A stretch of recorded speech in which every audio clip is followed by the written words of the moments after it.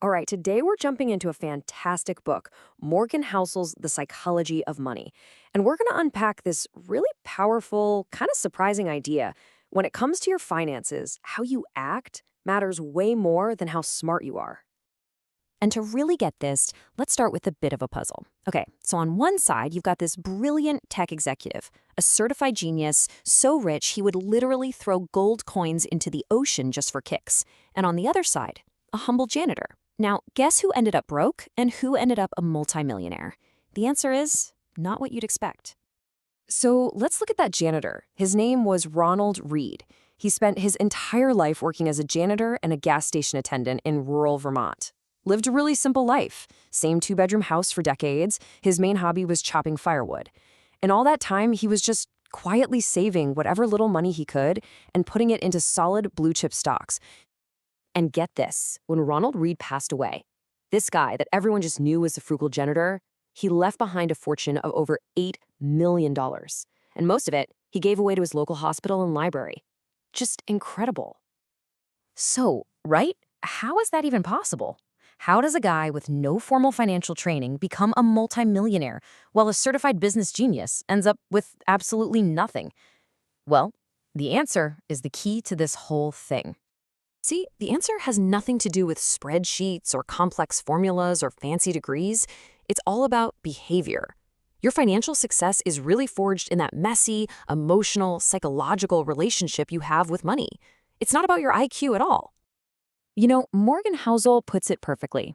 He says we tend to teach finance like it's physics, with these rigid rules and laws. But in the real world, it's much more like psychology. It's driven by our feelings, our fears, our egos. And what that means is that being good with money is a soft skill. And the best part? It's a skill that anyone, absolutely anyone can learn. Okay, so if it's all about behavior, what are the right behaviors? I mean, what should we actually be doing? Housel talks about a bunch of them, but we're going to focus on three really essential soft skills that are just fundamental to building and keeping real wealth. And just to be clear, these three keys have nothing to do with picking the hot new stock or trying to predict the next recession. Nope. This is all about mastering your own mind. It's about managing your desire for more, your relationship with risk, and figuring out what a rich life actually means to you. All right, key number one, and this is a big one. The hardest financial skill is just getting the goalpost to stop moving. You know what I'm talking about, right? As our income goes up, our expectations, our desires, they just go up right along with it. It's a dangerous trap. I mean, look at Raja Gupta. This guy was a former Goldman Sachs director, already worth $100 million. But his hunger to be a billionaire pushed him into insider trading. It landed him in prison, and it completely destroyed his reputation. He had more than enough, but he just couldn't stop moving that goalpost. There's this fantastic story that really nails the solution to this. So the author Kurt Vonnegut is at a party with his friend, Joseph Heller, who wrote Catch-22.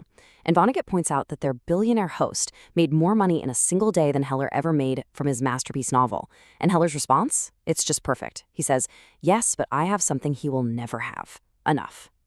And that's it, right there. That's the only real way to win the game. You have to define what enough means for you. Okay, let's move on to our second key, and this one is so important. Getting wealthy and staying wealthy are two completely different skills. I mean, think about it. Getting money often requires optimism, taking risks, putting yourself out there. But keeping it, that requires the total opposite. It requires humility and even a little bit of paranoia that, it could all disappear tomorrow. I mean, look at the legendary trader Jesse Livermore. The guy was an absolute genius at getting rich. In the 1929 market crash, he made the equivalent of $3 billion in a single day. Can you even imagine? But he was terrible, just terrible at staying rich. He got overconfident, he kept making bigger and bigger bets, and just 4 years later, he'd lost it all. He ended up taking his own life, completely broke. Now, contrast that with someone like Warren Buffett. We all know he's a brilliant investor. But that's not his real secret.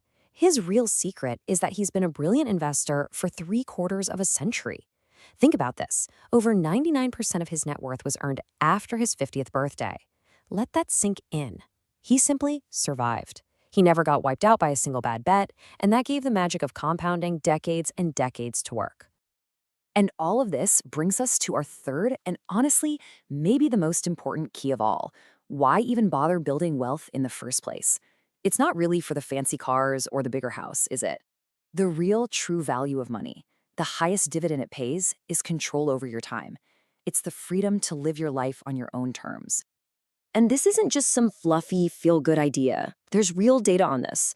A psychologist named Angus Campbell did a study and found that having a strong sense of control over your own life is a better predictor of happiness than your salary, the size of your house, or how fancy your job title is.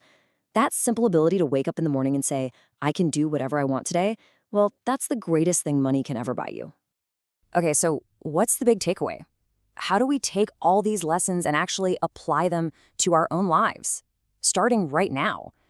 Well, it really all boils down to one simple but really powerful idea.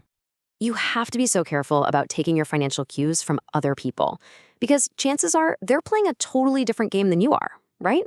A day trader who's trying to flip a stock by lunchtime is playing a completely different game than someone who's saving for retirement in 20 years.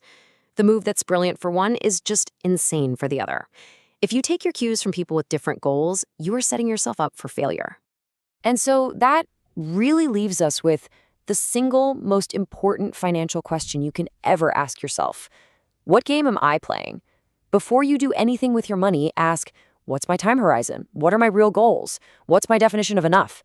Because at the end of the day, the only way you can truly win with money is to stop playing everybody else's game and start playing your own.